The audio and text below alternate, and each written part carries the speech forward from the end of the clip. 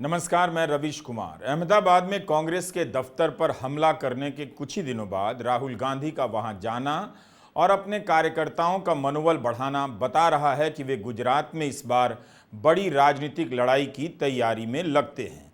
एक हफ्ते के भीतर राहुल गांधी ने दूसरी बार गुजरात में बीजेपी को हराने का चैलेंज दिया है। यह उनका अति आत्मविश्वास बोल रहा है या वाकई में वे गुजरात में कांग्रेस को लेकर कुछ नया करने की सोच रहे हैं? यह उस हमले का वीडियो है जब बजरंग दल के कार्यकर्ता कांग्रेस के दफ्तर पर हमला करने गए थे। 1 जुलाई को लोकसभा में राहुल गांधी ने हिंदू धर्म को लेकर ऐसा कुछ भी नहीं कहा जिससे आस्था को ठेस पहुंचे, लेकिन बीजेपी कहती रही कि हिंदू आस्था को ठेस पहुंचाई गई है। 2 जुलाई को अहमदाबाद में कांग्रेस के दफ्तर पर बाहर से पत्थरबाजी भी शुरू हुई और भीतर जाकर दीवारों को भद्दा किया गया। पुलिस कितनी मजबूती से पत्थर चलाने वालों को इस वीडियो में रोक रही है, आप भी देख सकते हैं। इतनी नज़ाकत से रोकने के बाद भी पत्थर चलाने वाले काबू में नहीं आए, मगर अहमदाबाद पुलिस ने बजरंग दल के कार्यकर्ताओं के खिलाफ मामला दर्ज किया है। गुजरात में चुनाव 2027 में होंगे। राहुल गांधी 3 साल पहले से कहने लगे हैं बीजेपी को यहां हरा देंगे। मैं आपसे यहां कहने आया हूं, इन्होंने आपके ऑफिस पे आपके कार्यकर्ताओं पर आक्रमण किया है। अब आपको डरना नहीं है, डराना नहीं है।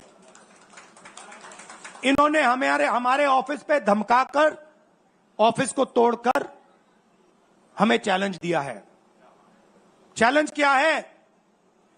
गुजरात के चुनाव में मैं आपको बता रहा हूं, हम सब मिलकर इनको गुजरात में हराने जा रहे हैं। जो हमने कहा, और लिख के ले लो, कांग्रेस पार्टी की जो आत्मा है वो गुजरात के चुनाव में लड़ेगी और नरेंद्र मोदी और बीजेपी को गुजरात में जैसे हमने अयोध्या में हराया है, वैसे ही हम गुजरात में इनको हराने जा रहे हैं।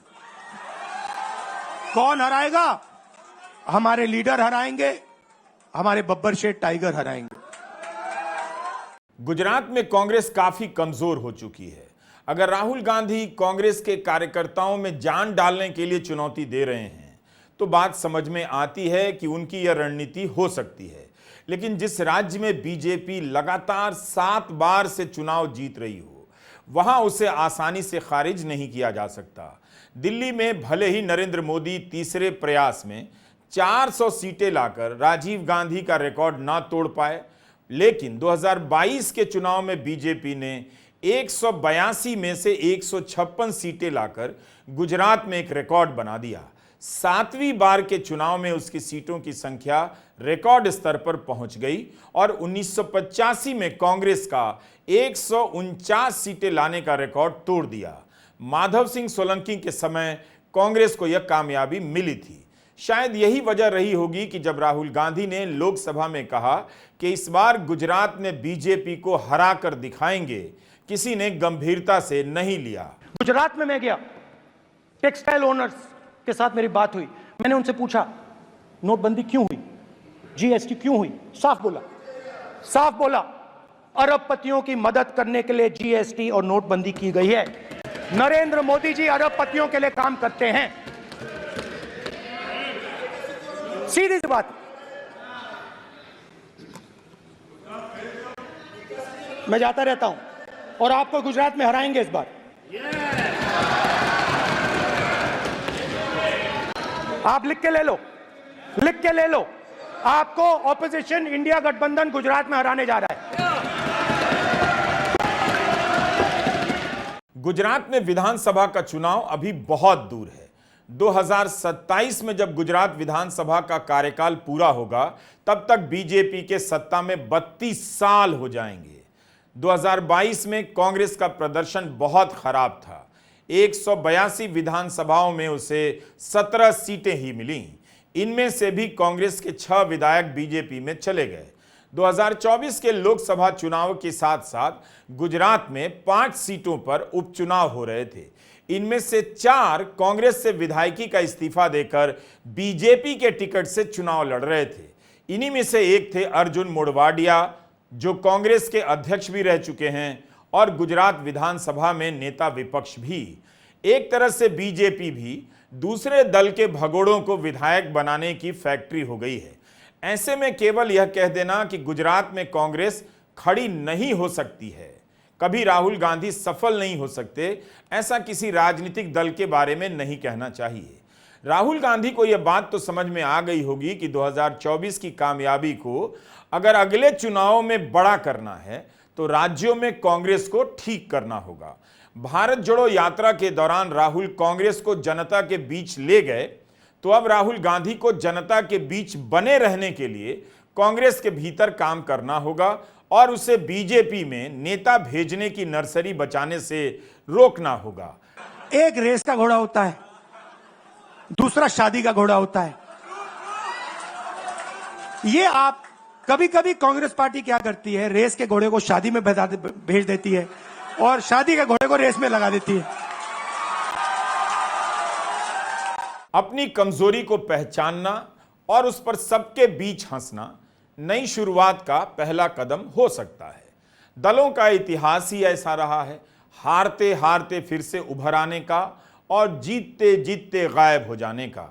इसलिए अगर राहुल गांधी कह रहे हैं कि गुजरात में कांग्रेस का बब्बर शेर कार्यकर्ता बीजेपी को हराएगा, तो उन्हें इस पर काम करना होगा कि बब्बर शेर बकरी की तरह बीजेपी में ना चला जाए। राहुल को देखना होगा कि कार्यकर्ता भले बब्बर शेर हैं, उनके विधायक बब्बर शेर क्यों नहीं। कांग्रेस अध्यक्ष मल्लिकार्जुन खड़गे ने फरवरी में कहा था कि विपक्ष के 411 विधायकों को बीजेपी तोड़ ले गई। जाहिर है इनमें कांग्रेस के ही ज्यादा होंगे।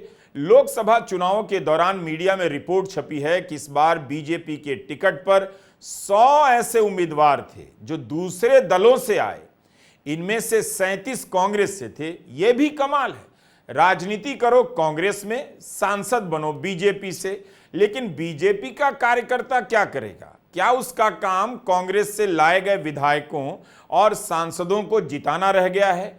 अलग अलग जगह रिपोर्ट हुआ है कि भाजपा का हर चौथा उम्मीदवार पिछले 10 साल में भाजपा में किसी और दल से आकर शामिल हुआ, यानी भाजपा के 1/4 उम्मीदवार दल बदलू थे।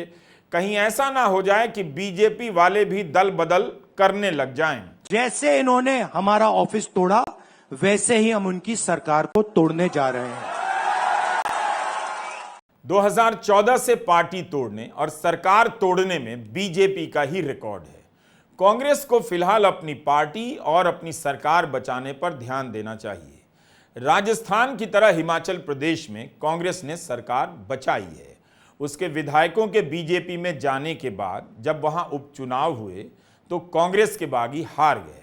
लोकसभा चुनाव के साथ ही हिमाचल प्रदेश में 6 विधानसभा सीटों पर उपचुनाव हुए। इन 6 सीटों पर बीजेपी ने उन्हीं उम्मीदवारों को टिकट दिया जो पिछले चुनाव में कांग्रेस के टिकट पर जीते थे, मगर बाद में इस्तीफा देकर बीजेपी में आ गए। इनमें से 4 इन उपचुनावों में हार गए। इन नतीजों से लगता है कि जनता भी अब अपने विधायकों का ऐसे झटपट पार्टी बदलना आसानी से स्वीकार नहीं कर रही है और कांग्रेस को भी सरकार बचाना आ गया है। हेमंत सोरेन की गिरफ्तारी के बाद झारखंड में सरकार नहीं गिरी। ऐसा नहीं है कि राहुल गांधी को पता नहीं कि बीजेपी को बिना मीडिया और पैसे के और बिना ईडी के कैसे मात देनी है, या राहुल ने बीजेपी का मुकाबला नहीं किया, लेकिन फिर भी कहना कि गुजरात में बीजेपी को हरा देंगे। देखना चाहिए कि आने वाले दिनों में राहुल गांधी गुजरात के लिए क्या राजनीतिक कार्यक्रम लॉन्च करते हैं। लग सकता है कि राहुल गांधी पर 99 सीटों की सफलता हावी हो रही है, लेकिन इसके बीच वे राजनीति में इंटर्न की तरह आम लोगों के बीच जाकर अब भी उनका काम समझ रहे हैं। नई दिल्ली रेलवे स्टेशन पर जाकर उन्होंने देखा कि रेलगाड़ी चलाने वाले चालकों की क्या हालत है। ऑल इंडिया लोको रनिंग स्टाफ एसोसिएशन ने सुरक्षा मुद्दों को लेकर राहुल गांधी को अपना ज्ञापन भी सौंपा।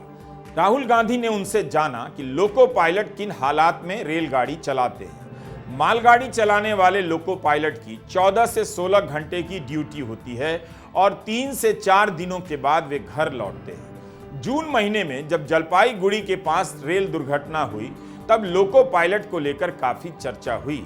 टेलीग्राफ में स्नेहा मोई चक्रवर्ती की रिपोर्ट है कि लोको पायलट की 18,000 से ज्यादा वैकेंसियां खाली हैं। उन्हें देर तक काम करना पड़ रहा है। केवल 14 से 16 घंटे काम ही नहीं, बल्कि गर्मी के दिनों में इंजन के भीतर का तापमान 56 से 57 डिग्री सेल्सियस तक हो जाता है।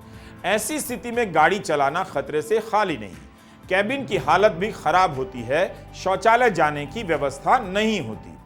चुनाव से बहुत पहले राहुल गांधी अलग अलग पेशे से जुड़े लोगों के बीच जाकर मिलते रहे और उनकी बात समझते रहे।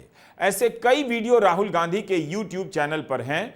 चुनाव समाप्त होने और लोकसभा सत्र के तुरंत बाद राहुल गांधी हाथ से काम करने वाले मजदूरों के बीच पहुंच गए। इसका मतलब है कि उनके बीच कुछ स्थायी रूप से बदला है। अच्छा है कि नेता जनता के बीच ही रहे और उनकी स्थिति को देखता रहे, समझता रहे। समझे कि जब उन्हें सत्ता मिलती है तो आसपास के लोगों को, उद्योगपतियों को ज्यादा लाभ मिलता है या आम नागरिकों को। 6 जुलाई को राहुल गांधी ने एक वीडियो अपने YouTube चैनल पर अपलोड किया है, जिसमें वे इमारती निर्माण से जुड़े मजदूरों से मिल रहे हैं, उनके साथ काम कर रहे हैं। इस वीडियो का कुछ हिस्सा आप देखिए। हमने इसमें थोड़ा संपादन किया है और इस वीडियो में इस्तेमाल म्यूजिक हटा दी है।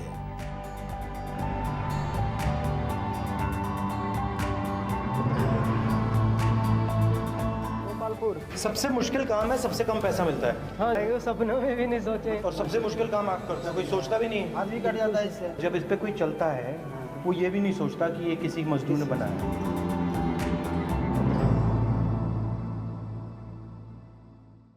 गौतम बुद्ध नगर के दिहाड़ी मजदूरों से राहुल गांधी का मिलना भी एक संयोग है।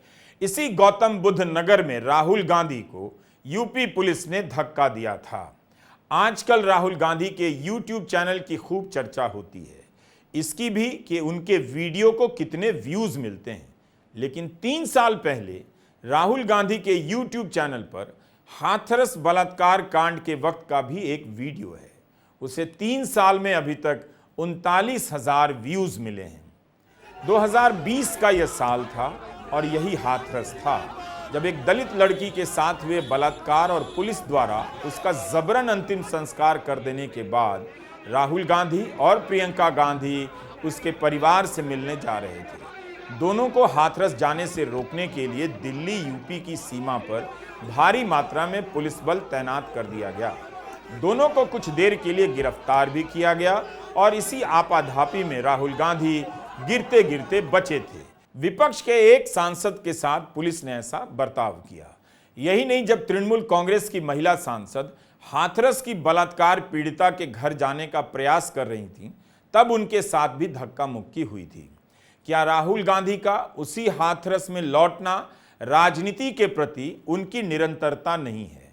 एक राय होगी कि राहुल अब जाकर बदले हैं, लेकिन राहुल गांधी तो तब से जनता के बीच जा रहे हैं। मध्य प्रदेश के मंदसौर में जब किसानों पर गोलियां चली थी, वे बाइक से उनके बीच पहुंच गए थे। यह भी हाथरस का वीडियो है। लेकिन 2024 में जब राहुल गांधी हाथरस जाते हैं तो पुलिस रास्ता रोकने नहीं आई, बल्कि सुरक्षा में लगी रही। 4 साल के बीच राहुल गांधी प्रधानमंत्री तो नहीं बन पाए, लेकिन नेता प्रतिपक्ष बनकर इस हाथरस में लौटना काफी कुछ कह रहा है।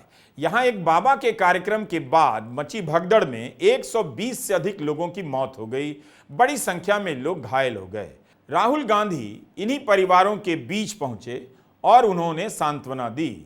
इस बार राहुल गांधी के साथ कोई धक्का मुक्की नहीं हुई, उन्हें घायलों से मिलने दिया गया और जिन परिवारों ने अपनों को खोया है वहां पहुंचकर राहुल गांधी उन्हें ढाढ़स बंधाते रहे। राहुल का यह बयान संयम भरा था। दुख की बात है, बहुत परिवारों को नुकसान हुआ है, काफी लोगों की मृत्यु हुई है, तो दुख की बात है। मैं इसको राजनीतिक प्रिज्म से नहीं कहना चाहता हूँ, मगर प्रशासन की कमी तो है जी और गलतियां तो हुई, तो ये पता लगाना चाहिए। और शायद सबसे जरूरी बात कि कॉम्पनसेशन सही मिलना चाहिए जी, क्योंकि ये गरीब परिवार हैं जी, और मुश्किल का समय है इनके लिए, तो कॉम्पनसेशन ज्यादा से ज्यादा। और मैं यूपी के चीफ मिनिस्टर से विनती करता हूं कि दिल खोल के कॉम्पनसेशन करें। राहुल जी, आपने बड़ी बात मुआवजे की कही है, 2 लाख की बात उन्होंने कही है, तो मुआवजा निश्चित तौर पे ज्यादा उनको मिलना चाहिए क्योंकि बहुत गरीब लोग हैं। मिलना चाहिए, गरीब लोग हैं, इस समय इनको जरूरत है। अब आपने 6 महीने बाद दिया, 1 साल बाद दिया, डिले किया, उससे किसी का फायदा नहीं। सवाल ये था कि मुआवजे की रकम जल्दी से जल्दी देना चाहिए और जितना दिया जा सकता है दिल खोल कर देना चाहिए। परिवार वालों से मेरी पर्सनल बात हुई जी, उनके परिवार के बारे में जी, उनके बच्चों के बारे में, माता के बारे में, वो कैसे थे, क्या करते थे, तो वैसी बात हुई। उन्होंने कहा कि प्रशासन की कमी है, उन्होंने कहा कि जो अरेंजमेंट वहां पुलिस का होना चाहिए था वो नहीं था, ठीक है। बट बहुत दुख में है, शॉक में है, तो ऐसी सिचुएशन में मैं मतलब उनकी जो स्थिति है, उनकी सिचुएशन है, उसको समझने की कोशिश करता हूं। बार बार राहुल गांधी का ऐसा करना यह भी बता रहा है कि वह हार की निराशा और जीत के उत्साह से खुद को दूर रखने का प्रयास भी कर रहे हैं। नेता प्रतिपक्ष के रूप में राहुल गांधी की जिम्मेदारियां बदल जाती हैं, लेकिन चुनाव खत्म होने के बाद राजनीति में उनकी सक्रियता उनके बदलने की भी कहानी कहती तो है ही। दिहाड़ी मजदूरों और लोको पायलट के बीच कौन जाता है उनका हाल लेने, उनके जीवन में झांकने। नेता जब तक जनता के बीच नहीं जाएगा, सदन में किसकी आवाज उठाएगा। नेता प्रतिपक्ष केवल संसद में नहीं होते, वह पद से नहीं बनते हैं, वह बनते हैं जनता के बीच रहकर, आम लोगों की जिंदगी में शामिल होकर। उनके साथ काम करने का अनुभव कभी बेकार नहीं जाता है। इन सब से भले सत्ता ना मिले, लेकिन राजनीति में होने की समझ मिलती है, मकसद मिलता है। राहुल गांधी कहते हैं कि उन्हें नॉन सीरियस बताने के पीछे बहुत मेहनत की गई है। मीडिया में मेरे बारे में कहते थे कि पॉलिटिक्स में इंटरेस्टेड नहीं है, नॉन सीरियस है। आपने देखा होगा मीडिया में 24 घंटा non serious. MNREGA non serious, जमीन अधिकरण bill non serious, Niyamgiri non serious, Bhatta Parsaul non serious, Amitabh Bachchan, Aishwarya Rai, Virat Kohli serious.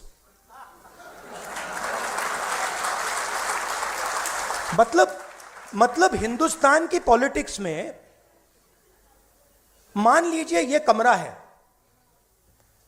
इसमें 1000 लोग बैठे हैं।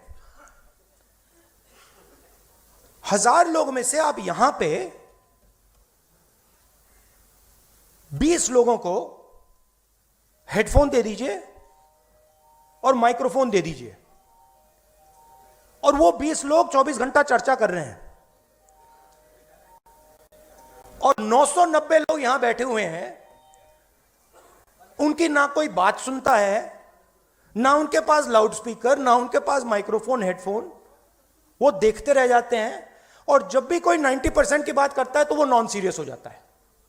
राहुल गांधी ने अपनी तरफ से एक ईमेल जारी किया है ताकि लोग उन तक अपनी बात पहुंचा सकें और उनसे ऑफ रिकॉर्ड ब्रीफिंग के लिए समय मांग सकें।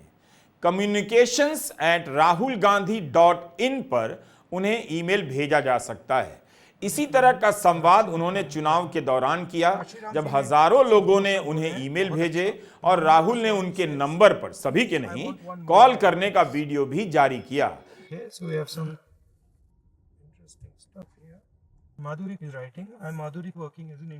सवाल है कि कांग्रेस में क्या केवल राहुल गांधी ही बदल रहे हैं या कांग्रेस भी बदल रही है? कांग्रेस के बाकी नेता भी क्या आम लोगों के बीच जाने लगे हैं? नमस्कार, मैं रविश कुमार।